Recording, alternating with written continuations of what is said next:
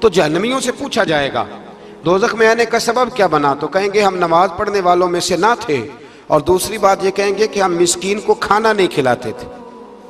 دوزخ میں جانے کا دوسرا سبب کہ توفیق کے باوجود لوگ مسکینوں کا خیال نہیں رکھتے، اور تیسری بات وہ یہ کہیں گے کہ ہم لغو کاموں میں مشغول رہتے تھے۔ لغو کام، بےہودہ کام اس کو کہتے ہیں جس کا فائدہ کوئی نہیں۔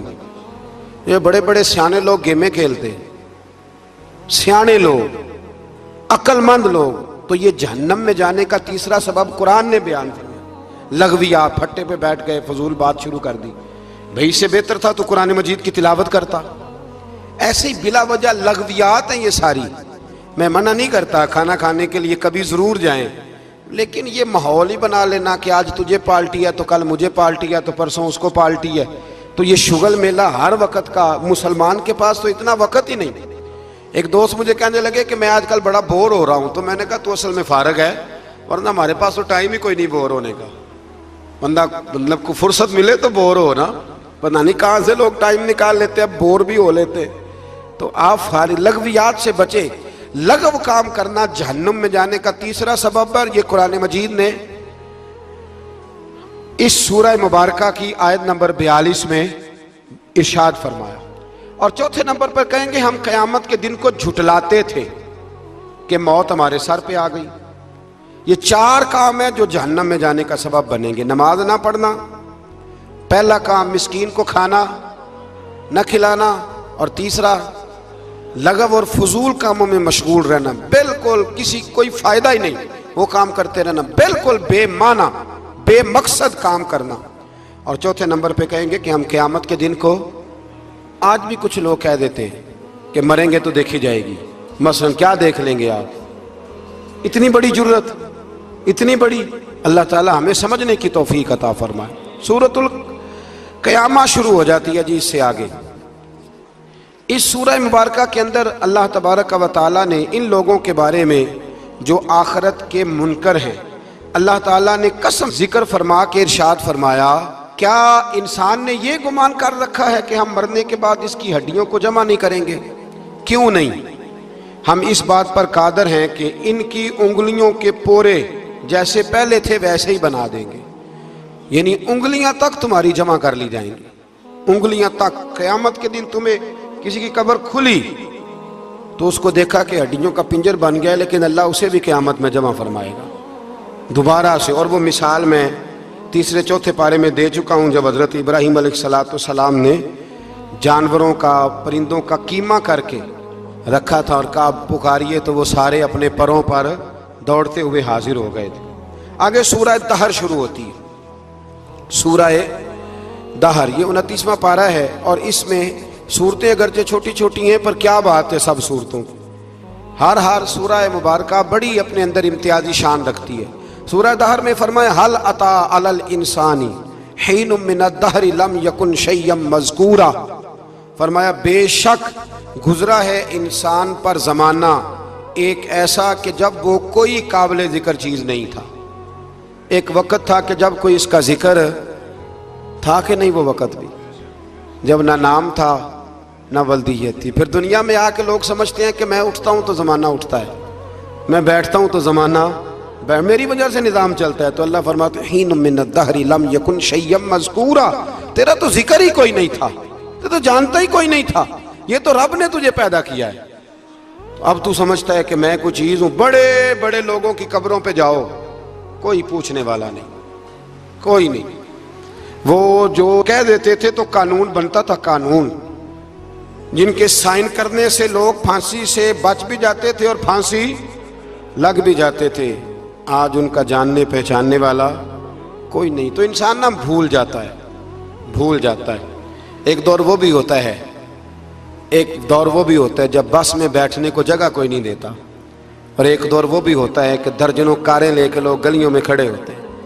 انسان کو سارے وقت یاد رکھنے چاہیے، اسے بھولنا۔ حضور علیہ السلام اکثر فرمایا کرتے تھے کہ میں تو اس ماں کا بیٹا ہوں جو گوشت کے خشک ٹکڑے کھا کے بھی گزارا کر لیتی تھی، گوشت کے خشک ٹکڑے کھا کے بھی گزارا کر لیتی تھی۔ اور حضرت عمر فاروق کی زبان پر یہ جملہ ساری عمر رہا کہ میں اونٹ چرانے والے کا بیٹا ہوں، یعنی ساری زندگی رہا. لوگ بھول جاتے. محمود غزنوی نے ایاز کو بڑا نوازا. لوگوں نے شکایت کی کہ ایاز تو آپ سے تحفے لے لے کے تو جنگل میں جمع کر رہا ہے دولت. محمود کہنے لگے تمہیں کیسے پتا؟ کہنے لگے عصر کے بعد کہاں جاتا ہے روز، پتا ہے؟ لگا نہیں. تو کہا پھر آپ کو آج تک یہ نہیں پتا کہ عصر؟ محمود کہنے لگے واقعی یار اس نے کبھی بتایا نہیں عصر کے بعد کہاں ہوتا ہے. عصر کی نماز پڑھ کے محمود ایاز کے پیچھے پیچھے گئے تو جنگل میں جا کے نا ایک جھونپڑی اندر سے کنڈی لگا لی. سپاہی ساتھ تھے. محمود نے غصے سے دروازہ بجایا، کھٹکھٹایا. ایاز نے جھٹ سے دروازہ کھولا. محمود دھکا دے کے اندر گئے تو دیکھا تو ایک پھٹی ہوئی چٹائی، ایک پرانا کرتا، ٹوٹے ہوئے جوتے، ایک پگڑی اور تھوڑا سا نا سامان ہلکا پھلکا بکھرا پڑا ہے. یہ کیا ہے؟ کیوں آتے ہو یہاں؟ بتایا کیوں نہیں؟ تو ایاز کہنے لگے بادشاہ میں یہاں نا روزانہ اپنی اوقات یاد کرنے آتا. کیا مطلب؟ کہنے لگے جب میں تیرے پاس آیا تھا تو یہ والا میں نے پہنا ہوا تھا لباس، یہ میرے گھر کی کل مالیت تھی. تو بادشاہ ہے، آج اگر تو ناراض ہو جائے تو کون پوچھ سکتا ہے؟ میں روز آ کے اپنی اوقات یاد کرتا ہوں کہ دوبارہ اگر یہاں آنا پڑے تو مجھے مشکل نہ ہو. ملا رومی سے کسی نے کہا تھا خشیت کیا ہوتی ہے؟ تو آپ فرمانے لگے ایک مانگنے والی سے ایک بادشاہ نے نکاح کر لیا تھا. مانگتی تھی، بادشاہ کو پسند آ گئی، شادی ہو گئی تو سارا دن روتی تھی، سارا دن روتی تھی. تو اس کی کنیزیں اس سے کہنے لگی کہ بس بھی کر، اللہ کا شکر بھی ادا کر، اتنا تجھے اللہ نے نواز، تو روتی رہتی ہے. تو کہنے لگی اس لیے نہیں روتی اس لیے ہوں کہ میں اس قابل نہیں تھی اور ڈرتی اس بات سے ہوں کہ کہیں میرا سائیں ناراض نہ ہو جائے. میں تے گلیاں دا روڑا کوڑا، میں گلیاں دا روڑا کوڑا تے مینوں محل چڑھایا. ایک میرا سنگی نا بڑا مہنگا سویٹر لے آیا میرے لیے، کچھ زیادہ ہی مہنگا تھا وہ. میں نے اسے کہا یار یہ رکھ لے تو. کہنے لگے ہم لے آئے ہیں تو بس قبول کریں. تو میں نے کہا میری اماں نا کروشیے سے میرے لیے سویٹر بناتی تھی، کروشیے کی ٹوپی. پتہ نہیں کروشیے کا بھی نئی نسل کو پتہ ہو کہ نہ ہو. تو وہ اماں جی نے بنا کے دیا تو پھر اس کے بعد میرے چھوٹے بھائی نے بھی پہنا، پھر میرا ایک بھانجا لے گیا چھوٹا، اس نے بھی پہنا. تو وہ اتنا مزیدار ہوتا تھا، اتنا شاندار ہوتا تھا کہ جو دھاگے اس میں لگے ہوئے تھے وہ دوبارہ کسی اور جگہ نظر، وہ کہیں اور میسر. تو اپنی اصل جو ہوتی ہے اس کا خیال رکھیں، اس کا دھیان کریں، اس پر توجہ کریں، اس پر ضرور غور کریں. یہ بڑی اہم بات. نبی پاک صلی اللہ علیہ وسلم نے نا بہت کم لوگوں کو بیوقوف کہا ہے. ہمارے زمانے میں تو عام لفظ ہے نا بیوقوف کہنا. اللہ کے رسول صلی اللہ علیہ وسلم نے بہت کم لوگوں کو بیوقوف کہا. مسند امام احمد بن حنبل کی حدیث ہے، نبی کریم علیہ الصلوۃ والسلام نے فرمایا وہ احمق ہے، وہ بیوقوف ہے. نبی پاک فرما رہے ہیں. اور میں نے کہا کم لوگوں کو حضور بیوقوف کہتے تھے. نبی کریم علیہ الصلوۃ والسلام نے فرمایا وہ بندہ بیوقوف ہے جو سارا دن اللہ کی نافرمانی کرتا ہے اور پھر بھی رب کی رحمت کی امید کرتا ہے. تو بیوقوف ہے. صبح سے شام تک لگا ہوا ہے میں نے نہیں اللہ ماننی، میں نے نہیں تیری ماننی، معاذ اللہ میں نے نہیں ماننی. شام ہوتی ہے تو کہتا ہے اللہ بڑا مہربان ہے بخش دے گا. تو بیوقوف ہے. تو بتانا کیا مجبوری تھی نماز نہ پڑھنے کی؟ کس نے تجھے گن پوائنٹ پہ کہا تھا حرام کھانے کو؟ اور فلاں آدمی کی تو نے غیبت کی تو تیرا اس میں کیا فائدہ تھا؟ یہ جو تو نے صرف 10 بندوں کو ہنسانے کے لیے جھوٹا لطیفہ سنایا، اس میں تیرا کیا نفع تھا؟ تو صبح سے شام تک نافرمانی کرتا ہے، شام کو کہتا ہے اللہ کریم ہے معاف کر دے گا، اللہ مہربان ہے معاف کر دے گا. استاد مہربان ہوتا ہے کہ نہیں؟ فیل کیوں کرتا ہے امتحان میں؟ بولے استاد باپ ہوتا ہے نا، اس کا دل کرتا ہے شاگرد فیل ہو جائے تو کیوں کرتا ہے؟ لیکن شاگرد نے زیادتی کی، اس نے پڑھا نہیں. بڑی پیاری مثال ملا رومی لکھتے ہیں، کہتے ہیں میرے گاؤں کی ایک بی بی تھی. اس بی بی نے ایک بچڑا پالا ہوا تھا. دیہاتوں میں نا بوڑھی مائیں بچڑے کو پیڑا دیتی تھی اور نام بھی رکھ لیتی تھی. کسی نے مٹھو نام رکھا ہوتا تھا، کسی نے کوئی نام. کہتے ہیں ماں نے بچڑا رکھا ہوا تھا. اماں اس کو آواز دیتی تو بچڑا دوڑا آتا. اماں اس کو پیڑا کھلاتی. بچڑا بڑا پیارا تھا، جوان ہو گیا. اماں اس لیے بچڑا پال رہی تھی کہ جب بچڑا بڑا ہو جائے گا تو ہل کے اندر بچے اسے لگائیں گے، کھیتی میں ہل چلائیں گے. بچڑا بڑا ہو گیا. اماں کے بیٹے کہنے لگے اماں لا تو نے بڑا کھلا پلا لیا، اس سے کوئی کام لیتے ہیں. ہل کے آگے لگایا تو کہنے لگا میں نے تو نہیں چلنا. اماں کے پاس آئے، کہنے لگے یہ نہیں چلتا. اماں کہنے لگی چلو ٹائم دو، تھوڑا سمجھ جائے گا. फिर मौका दिया, फिर आए, कहा अम्मा अब तो हमने उसके नाक में नकेल भी डाल दी है, लेकिन अब भी ये हल में चलने को तैयार है। मुल्ला रूमी रहमतुल्लाह अलैह फरमाते हैं, फिर कहा अम्मा से, अम्मा कहने लगी चलो थोड़ा टाइम और दे दो, सियाना हो जाएगा। थोड़ा टाइम और दिया, डंडे भी मारे, लेकिन वो सियाना होने को तैयार है। अब अम्मा के पास आए तो अम्मा मजबूर हो गई, दिल नहीं करता था। कहने लगी जाओ फिर कसाई के हाथ बेच डालो। वो गया कसाई के पास, उसे काटा गया, उसकी खाल उतारी गई, उसके छोटे छोटे पीस करके खा गए लोग। वो मां रो रही थी। लोगों ने अम्मा से कहा तुझे तो बड़ा प्यारा था, तूने कटवा को दिया। तो अम्मा कहने लगी प्यारा तो बड़ा था पर मानता नहीं था। प्यारा बड़ा था, काश बात मानता, मकसद पूरा करता, तो कभी भी काटा।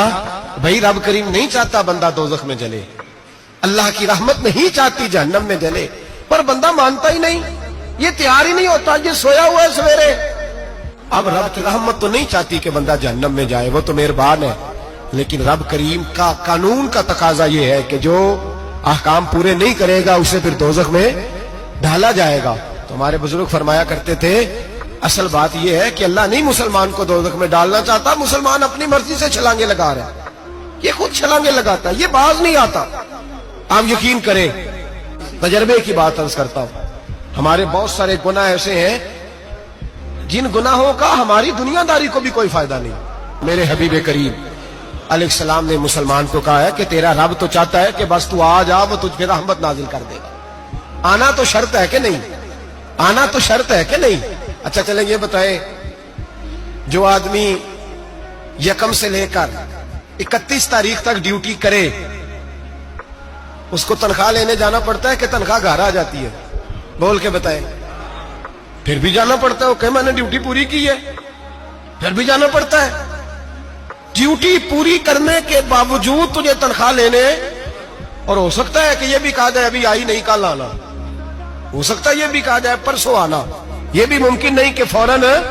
ओ खुदा के बंदे, तू आता ही नहीं खुदा की रहमत लेने, तू उसके घर की तरफ रुजू ही नहीं करता, तू तवज्जो ही नहीं करता, तू कहता अल्लाह मेहरबान है। भाई मेहरबान तो है, तू रहमत लेने आया है, तूने को बहाना बनाया उसकी रहमत का। अल्लाह की रहमत कीमत नहीं मांगती, बहाना मांगती है, पर बता ना तेरा को बहाना है कि नहीं। मेरे नबी करीम सैयद आलम सल्लल्लाहु तआला अलैहि वसल्लम ने फरमाया, रब कीमत का सवाल और नहीं मांगता। यकीन करें, नहीं मांग, बंदे कीमत मांगते हैं। आप 100 दफा मुस्कुरा के बात करें, एक दफा ना करे तो कहते हैं मौलवी साहब अमीर हो गए, अब तो सही सलाम भी नहीं लेते। एक दफा हो सकता है बेचारा पेट में दर्द हो रही हो सकता है घर की को बहुत बड़ी टेंशन हो सकता है कोई मजबूरी हो।